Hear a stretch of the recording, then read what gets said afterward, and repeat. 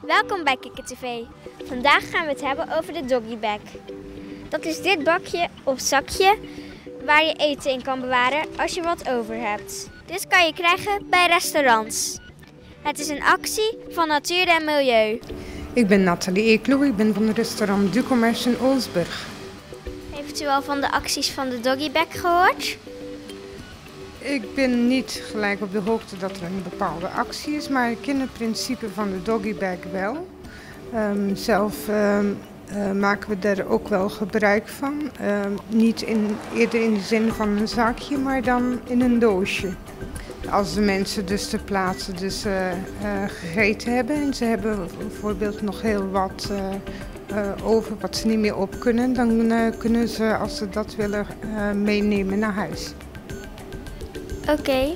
En vindt u het handig om de dozen te gebruiken? Jazeker. Inderdaad, het scheelt ook een hoop in het plaatselijke afval, zeg maar, als de mensen het gewoon meenemen naar huis.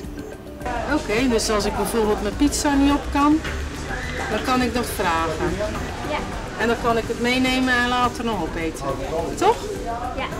Oké. Nou, ik ga eens kijken als ik ergens ben of ze hem hebben.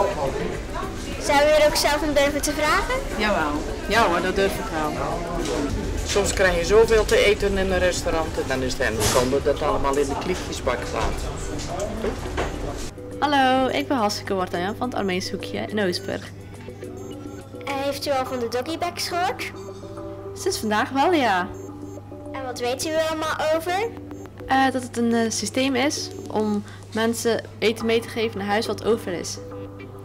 En doet u het zelf ook? Niet officieel, maar als er mensen wat bestellen en het is heel veel over, dan vraag ik gewoon heel netjes of ze mee willen nemen in een bakje. Om op te warmen thuis, want dan kunnen ze lekker eten de volgende dag. Ze reageren er redelijk verbaasd op, want dat komt niet zo vaak voor dat je het eten in het restaurant mee naar huis neemt.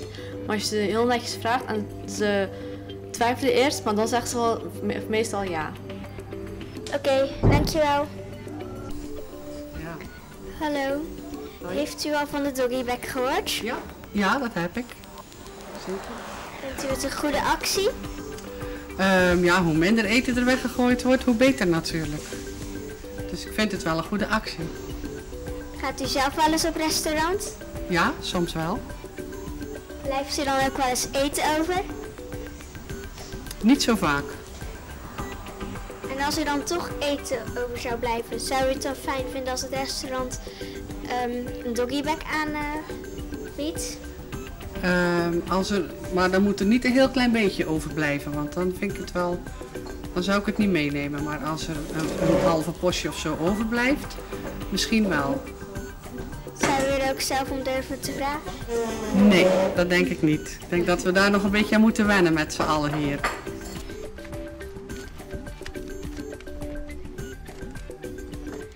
Zo, dit was Kikker TV weer voor vandaag.